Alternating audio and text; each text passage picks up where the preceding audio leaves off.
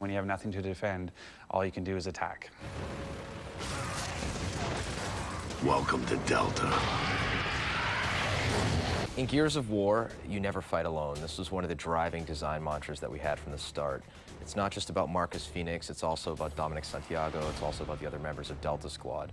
So in Gears 2, you actually get to know the other guys a little bit better, experience a little bit more of a personal story arc, and experience the horrors of war with the men of Delta Squad. So Gears 2 starts 6 months after the first Gears ends. You set off the light mass bomb underground and you think you've won. You've beaten back the Locusts, but you start getting little bits of insurgent activity. Winter is coming on fast. It's starting to get a little bit chilly, and humanity is in serious trouble because the Locusts are back. And suddenly cities start sinking all over the place, and you figure they're coming back with a vengeance. Humanity is up at this location called Jacinto. It's their one last safe city.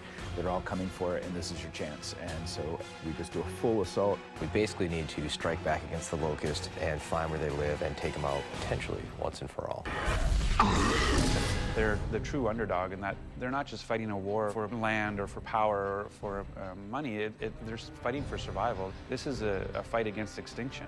But when it really comes down to it, what the story we're telling is about Delta Squad. When we created the characters in Delta Squad, we kind of wanted to fill each different archetype for personality.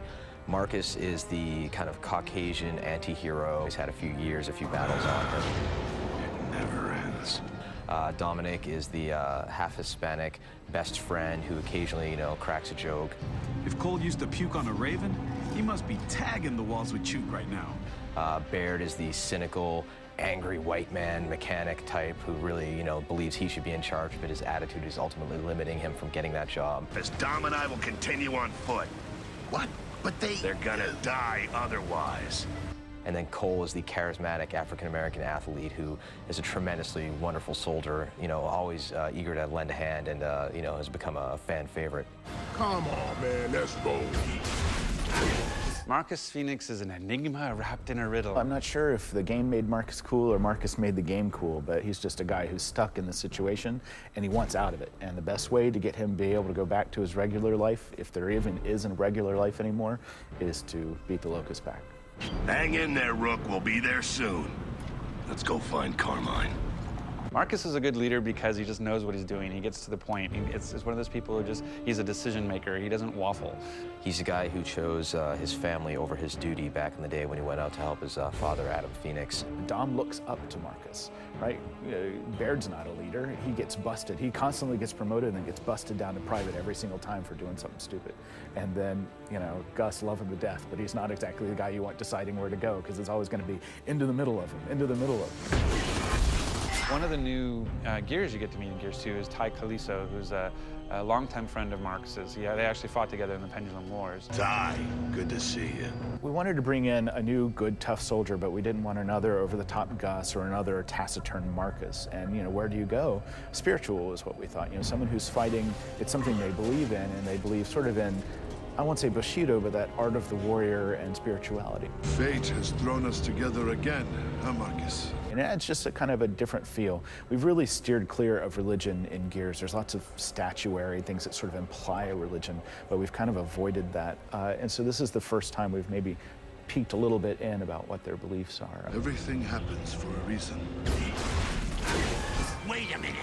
This doesn't mean we gotta fight in your army now, does it? I didn't say that, but you're not staying here. The Stranded to us are people who have chosen to stay and not to get caught up in sort of the cog way. However, after years of that lifestyle, it would probably get pretty exhausting, and there's a certain percentage of Stranded that are okay signing up for the cog. Dizzy's one of those characters that made that trade-off, and he's driving a giant truck for you in Gears 2. Oh, hold them off, boys! Get your asses down there!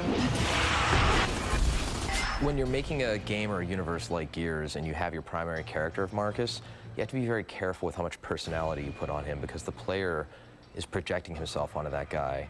If Marcus was looking for his wife, the player would be like, wait, why do I care about this woman? With Dom, we're able to play with these emotions a little bit more. When we wrote Dom, Dom is the voice of the player. We didn't want, anytime the player would be saying, what the hell is that? Or why am I doing this? Whatever, Dom says that. He's able to call out, the pink elephant in the middle of the room. We wanted him to be more than just sort of the best friend sidekick. We want to understand you know, what it is that motivates him and why is he in this war. I think we're taking a lot of risks with Dom. It's not just about killing Locust anymore. You ever seen this woman? Name's Maria.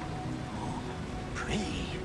We have to be really careful trying to get a love story into a game like Gears. If something happens to me, promise me you'll look for Maria. I really hope gamers aren't just going to skip through cinematics, but give it a second and watch it, because I think they're going to be impressed, and it's still cool. They're badass characters who just happen to, you know, be in love. That's cool. Not again! I've lost her again! Ah! Delta out.